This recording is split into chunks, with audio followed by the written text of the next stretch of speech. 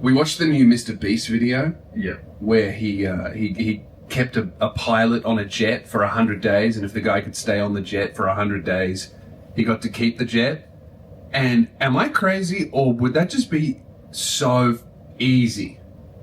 The jet's really small, and he had, I think he came in after he got the DoorDash thing, but he was having canned chicken and tuna. Yeah. For the whole time. Did he bring his own food? No, it was provided to him. Right. The food looks shit, but I think that doesn't faze me at all. I reckon I could do that. 100 days in a jet. He didn't have anywhere to sleep. Where was he sleeping? He lost 50 grand. No. The 10 days was 50 grand or a shower. He chose 50 grand, easy. Day 20 was a blow-up mattress or a mystery package. Mystery package turned out to be a Lamborghini, but he had already chosen the blow-up bed that was designed to go across the seats. Yeah. Which when those things like, oh, you could have got a Lamborghini. How true is that? Because because when I did reality TV, right, I did F-Boy Island. The regulations in Australia are super strict. So they actually, in terms of rewards, they can't lie to us. So in the sense that like you can choose this or a mystery package.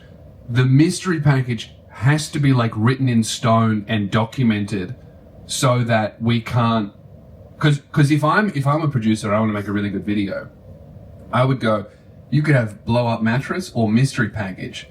And if they choose mystery package, it's $1,000. If they don't choose mystery package, it would have been a Lamborghini. But like in Australia, it would have had to actually have been a Lamborghini. You couldn't have swapped it out if they didn't pick it for like a more interesting thing. But I wonder if Mr. Beast has to do shit like that. Where like, if he chooses it, it's like 10 grand. If he doesn't choose it, it's $1 million. Which would make for a better video. You have to take the block mattress because you're not making 100 days sleep like that, I reckon. It looked very uncomfortable until you got the mattress. It'd be like sleeping on what you're sitting on right now, like a cuck chair for 100 days. I feel like I could do that. I feel like that's easy as fuck. Haven't we lived in, that sounds more difficult because we're used to sleeping on mattresses, but didn't we evolve? Like, oh, there's no mattress. All right. I slept on the floor. I'll sleep on leaves. There's no leaves in a private jet. I slept on the floor last night. I can tell you, I wouldn't last 10 days. I reckon you'd start like being in pain. Some of you need to start talking to Japanese people. I think I could sleep on the floor for 100 days. They do it in prison, and they're not even getting a reward. No, they've got a comfort bed. Not in all prisons. What about Azkaban or Alcatraz, whatever it's called, the alligator bloke?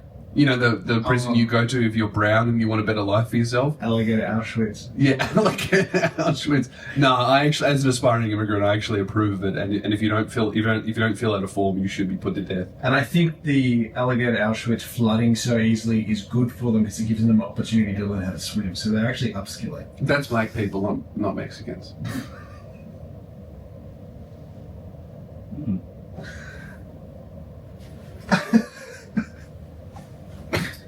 But at the end of the Mr. Beast video, there was a shot of like 100 people behind the guy who won the jet. Yeah. And I think it must have been his crew.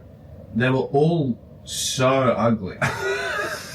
And I was saying this to you before we started recording, but I feel like if you're hiring a team that you work with every day, it would be really hard to hire a 3 because you have to see them every day. And sometimes, like, the first person I ever hired was a 3. Yeah, okay. I'm not saying any of I don't think I've ever worked with anyone even remotely close to being attractive.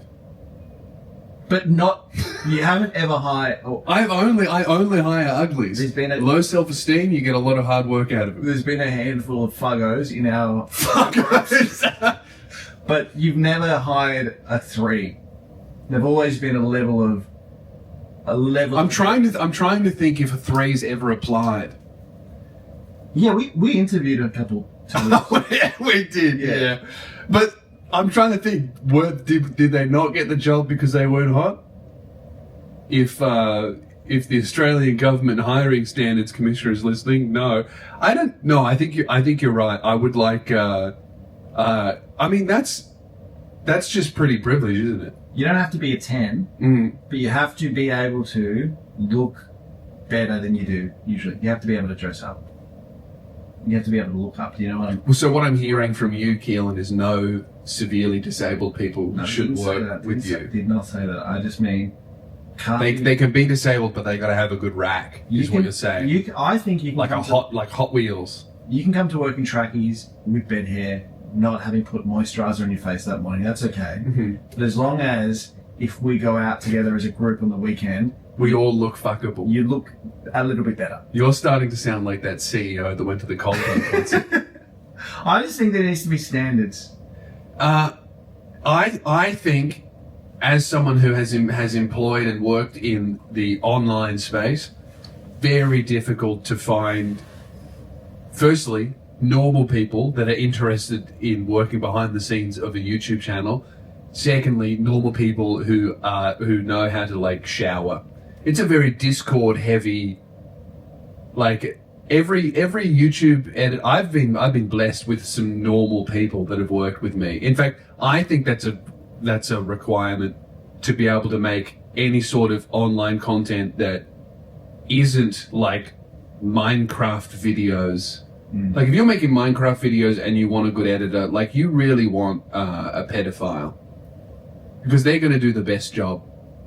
It's not good. It's not good for. It's a bad long-term decision, but short-term, you want a guy that preys on minors in Discord group chats. That's who's going to run the best Minecraft YouTube channel. We've seen it. It's statistically accurate. Yeah, like Chris Griffin from Mr. Beast. Who's that? Chris? Am I making stuff up? Their name was Chris? Chris Griffin? Oh, that bloke, yeah. Yeah. Well, that beautiful queen. Mm-hmm. Yeah. Yeah, they were in the Minecraft Discord servers. Yeah, that's right, they were. Yeah. So, like, you're talking about someone like that. That's who you need. Yeah. But that's where you make a few $1 million and then you retire and you start a faceless YouTube channel with a different voice. And then you print your money. It is very important to have normal people work for you. You can be ugly and a remote worker, but you cannot be ugly and work in person. Like I said, I'm happy to work with you. You know who would agree with you? Any business that needs any sort of call center operation. Yeah, that's true. Like I said, come to work in your trackies and not having showered and all that sort of stuff. That's fine. You just need to be able to dress up. What do you reckon is the ugliest industry? Who's got the ugliest workers? Like petrol stations. Well, that's just Indian people. No, it's not. In Canberra, it's not. Petrol station workers? I've never thought anything about them. They look like normal people to me. Not that I go to petrol stations at all, ever. Yeah, that's just a lack of experience there. Yeah, that is, you know what? Maybe I don't know what I'm talking about. The only time I go into a petrol station is for like a Mars bar. Yeah. I was just thinking that. Yeah. The ugliest industry. FIFO people are pretty good looking. They just age poorly. VR YouTubers. Yeah. Definitely, and I don't have any evidence to prove this, but definitely VR YouTubers. Surely faceless YouTubers fall into that category. Faceless YouTubers as well. There was like this one drama YouTuber that I'd been watching for a while, and he was faceless, and I assume out of like just pure laziness, because you know they do the voiceover and they just kind of recap drama and they just try and make it like 50 minutes by any means possible. There was a guy that I used to watch that he only made like 8-minute videos and they were quite snappy and good, but then he got onto if I make them an hour I make way more money. So it's really difficult to edit like an hour-long faceless thing because you kind of got to make it flashy to keep people's interest. So he would do 10 minutes and then out of nowhere he just turned the webcam on, no editing, and I stopped watching it. He was that ugly. Yeah, I was like, I can't. But because he had a nice voice, and I was like, I can't. Yeah. Who was that? Dream.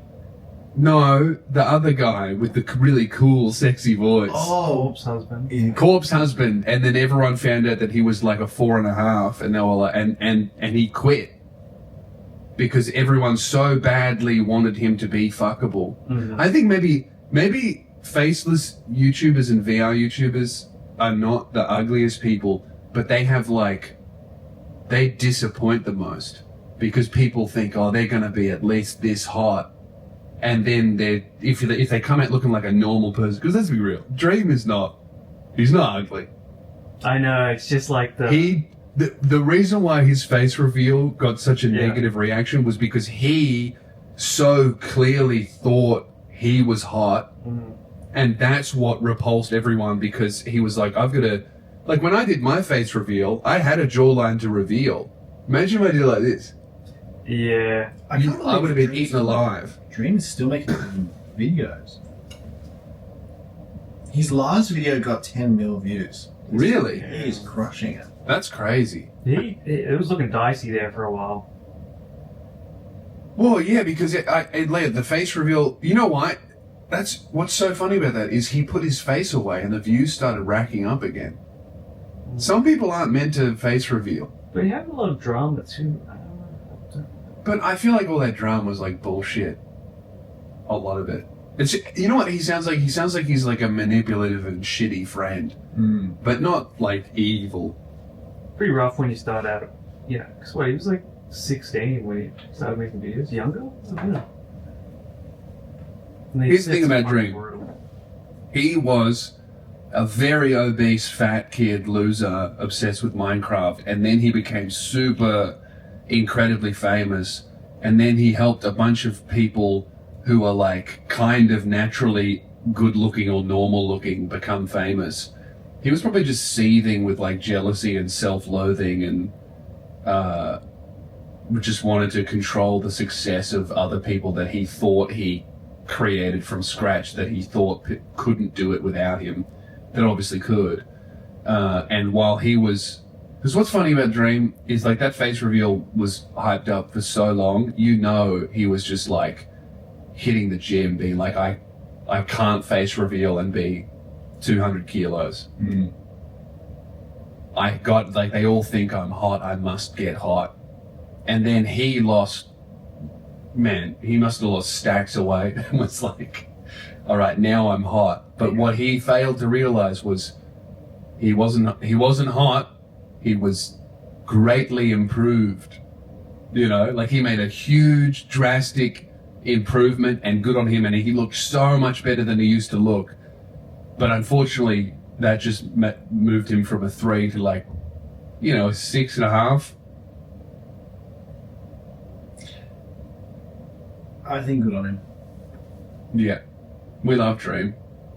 Do you remember when we lived in Tassie? One of your YouTube friends, at the time, there was a big controversy about the picture of the fat kid had come out. Everyone saying it was a dream. Do you remember this? Yes, yeah. And then one of your YouTube friends told you that actually was Dream. It's definitely him. Yeah. And then I thought... Oh, but this was pre-face reveal. This is pre-face reveal. Yeah, that's right. Yeah, because I think they had met him or something, or they just somehow knew that it was definitely him. 18 months later, you and I were texting during the live face reveal. Yes. And we were both just like, oh my god, it's him. Yeah. I think that's the best part about working on the outskirts of the YouTube industry, is getting to know the inside goss sometimes. It is pretty wild how much stuff I hear about all the way from Australia when I'm not even really a YouTuber, but I know a lot of really big YouTubers, and it's hectic, the stuff that you hear about YouTube and like before things come out. Like, yeah, I know what Mr. Beast is going to do next. You know, there's a huge thing that he's planning. I'm not going to talk about it until it happens, because I'm not like that. But it's like, yeah, I just hear about things. It's like, oh, wow. I don't get to hear any of the really good secrets, though. There was a period of time where you used to get all the good stuff, all the juicy goss. I think that was during COVID, though, where no one had anything to do except fucking talk about each other. You know, everyone was just like so lonely. So like, hey man, I haven't seen you for a while, so here's an acquaintance's deepest, darkest secret.